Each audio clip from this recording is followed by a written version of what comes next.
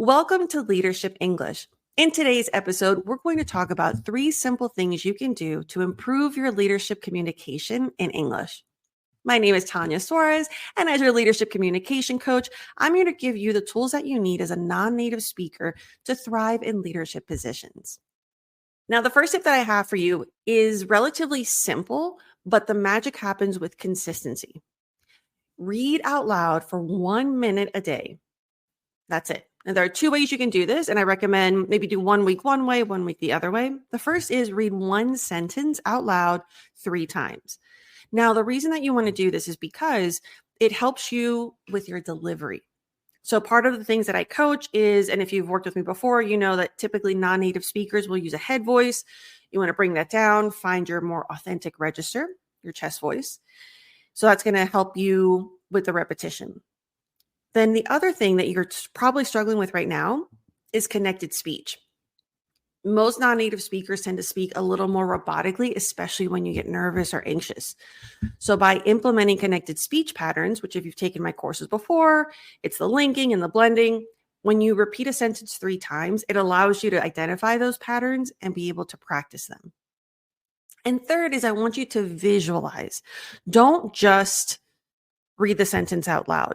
First, you want to be strategic. What sentence? Think about what your weaknesses are in communication right now. For example, if you are not that great at interrupting during a meeting, or maybe you're leading meetings and you're struggling with redirecting people so you can keep everybody on track, find those expressions, use that as your practice, and then visualize yourself in the actual meeting.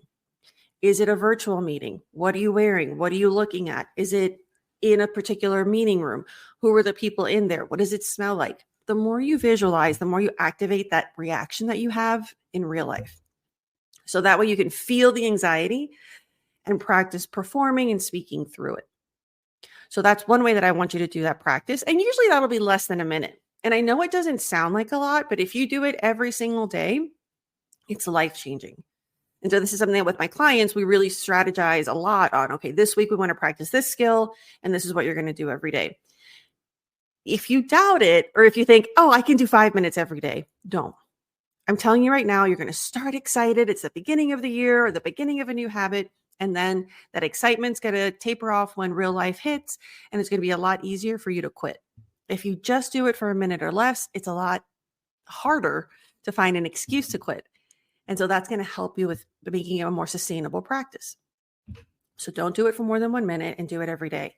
And don't think, oh, I forgot this whole week. I'll just do 7 minutes on Saturday. That's like saying I forgot to go to the gym all month and I'm going to get all the benefits I need by going to the gym for more time 1 day a month.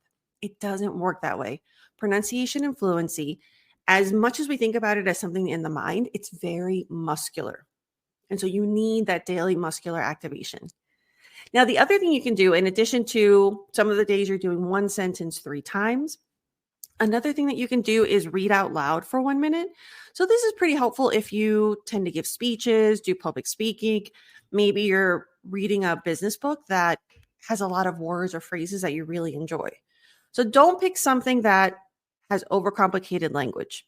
You want to pick something that I usually recommend articles, not anything too heavy in the journalistic sense, because the speech that they use is different than what we use in speaking. It could be Instagram captions. A lot of times those are written in a more conversational tone. So by reading for 1 minute, it might be a sentence, it might be 5 sentences, depending on the length. Your goal is to focus on the breathing of fluency. With the other practice, it's about the repetition that allows you to activate different fluency techniques.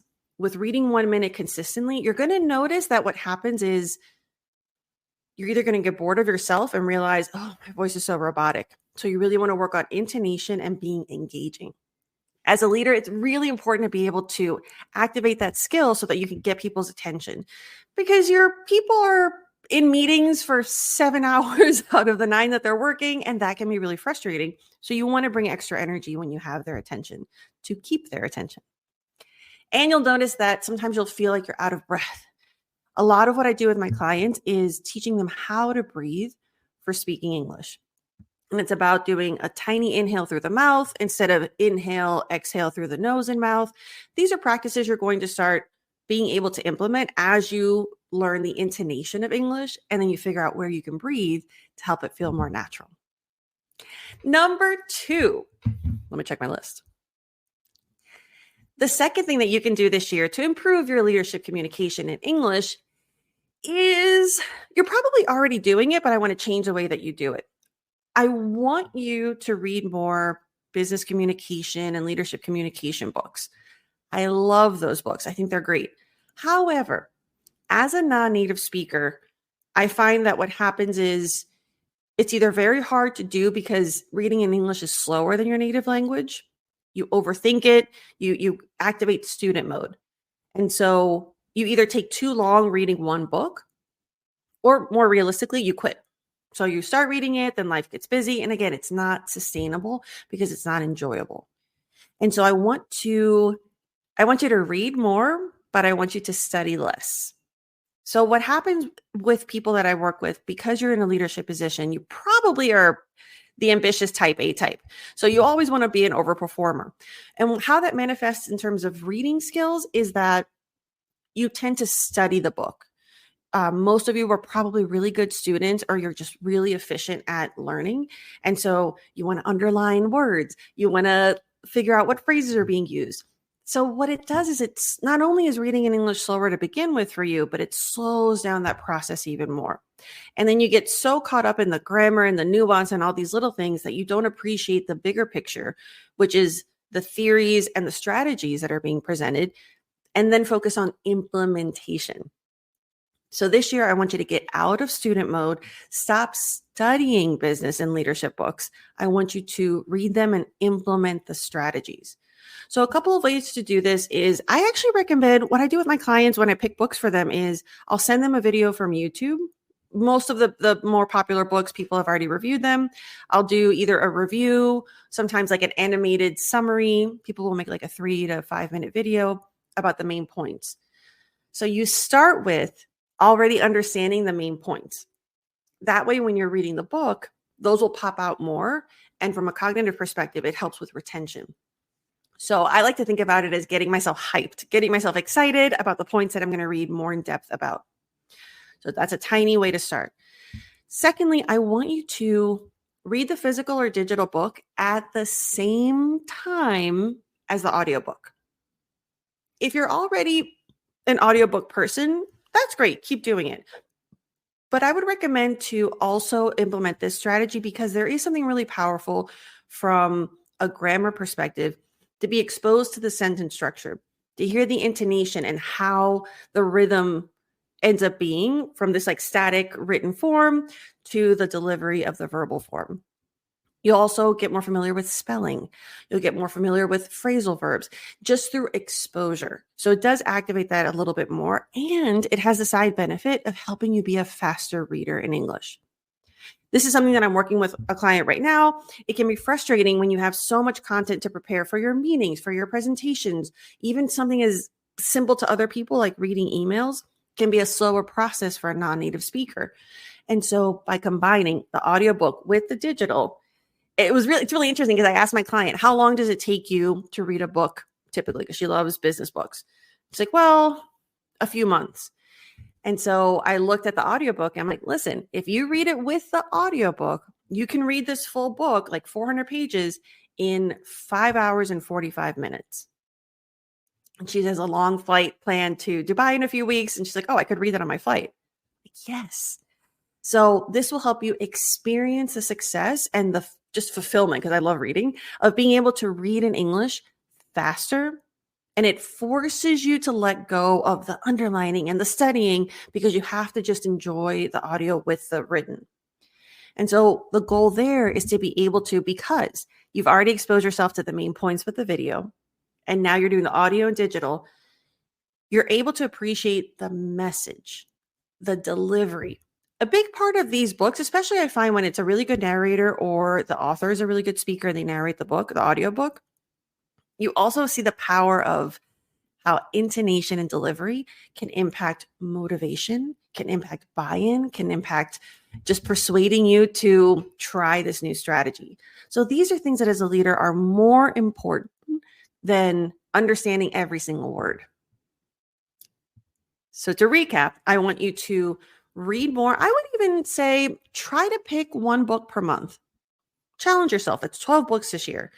Sit down right now, go online, figure out what skills you want to learn, pick 12 books, do one each month with the physical and the audiobook, and just challenge yourself that if you are able to finish it by the end of the month, great.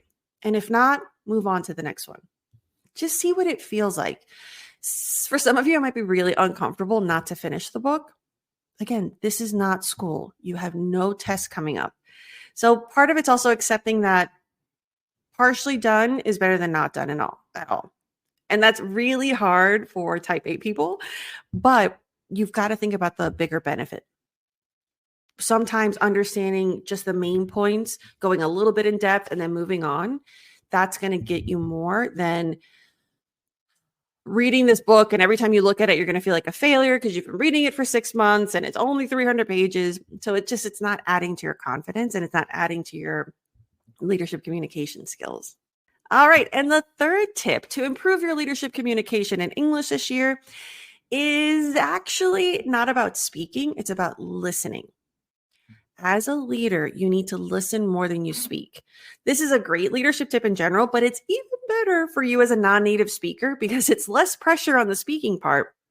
But where you're probably going to struggle is that you have to listen actively. And as a non-native speaker, what I find tends to happen is you look like you're listening, but what you're really doing is you're like a fourth of your brain is listening and the other 3/4 are planning what you want to say. That's not active listening. It takes practice, but it's possible. So what you want to do is you want to trust, and this is a big deal. You have to trust that you can respond, that you can come up with what you need in the moment. So you can actually listen actively. You can look at their body language. You can really understand what they're presenting to you so that you can then respond from your level of expertise. Now, the other benefit of listening actively is you're going to start listening with more curiosity. So instead of listening and planning, you're going to listen and be curious about what more information do you need? What part of your expertise, what memory do you have that you can share that will help this person? Now, when you're listening with curiosity, in terms of the speaking component, you're going to want to find maybe, I would recommend 2 or 3 questions. Remember, we always want to keep it simple that you can ask as a follow-up. And this might sound simple because it can be as plain as, what do you mean by that?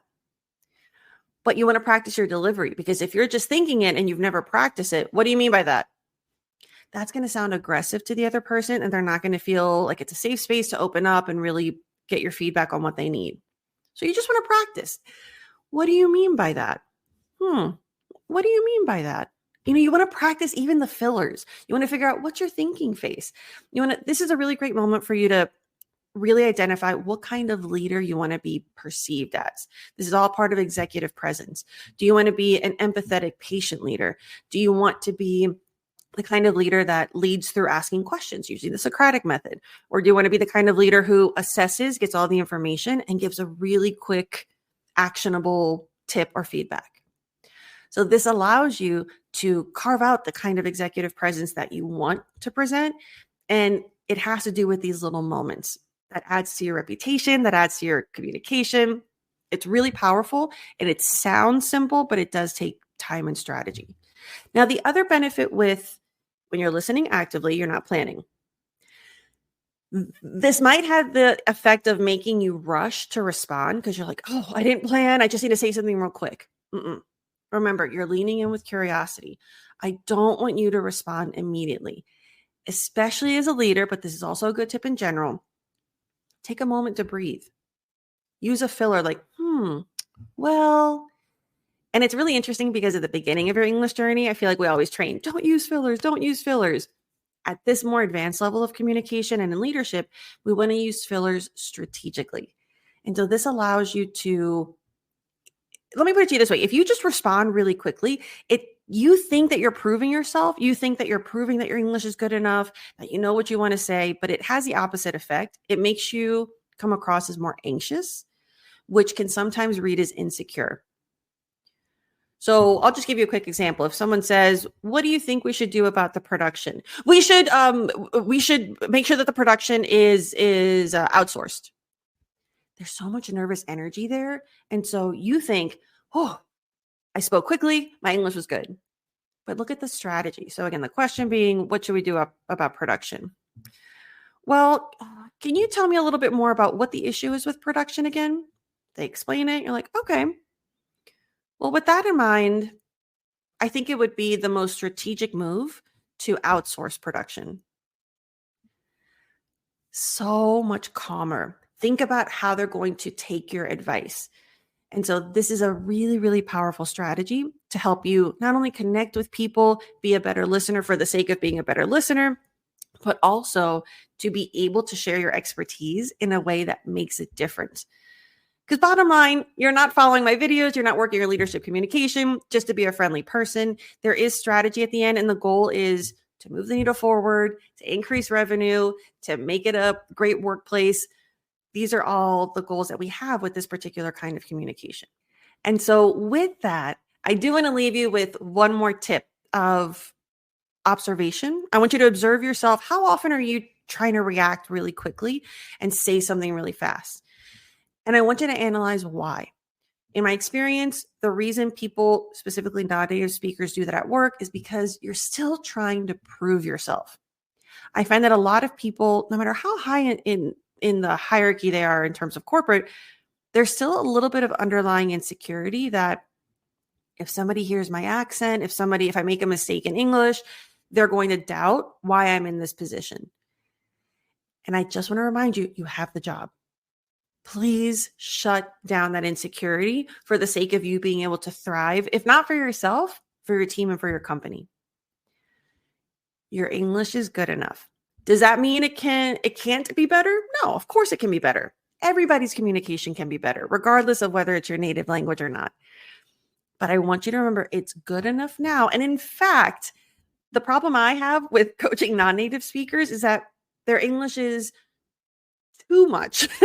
You'll use much better English, much more complex structures than native speakers do. So what you actually want to do is simplify your English, especially for American business and corporate in general. We do tend to use a lot of corporate jargon, but the English structure, the grammar of it in terms of speaking and presenting, simple is better. So I want you to stop trying to prove yourself through your English, and I want you to be confident in your expertise and prove your worth through your work. And this is a really interesting shift. It takes a while because it's uncomfortable at first to think, no, but I know that I made a grammar mistake. That's fine. We all make mistakes. Is the value there? Your value is not in perfect grammar. So I really want you to take a moment and internalize that.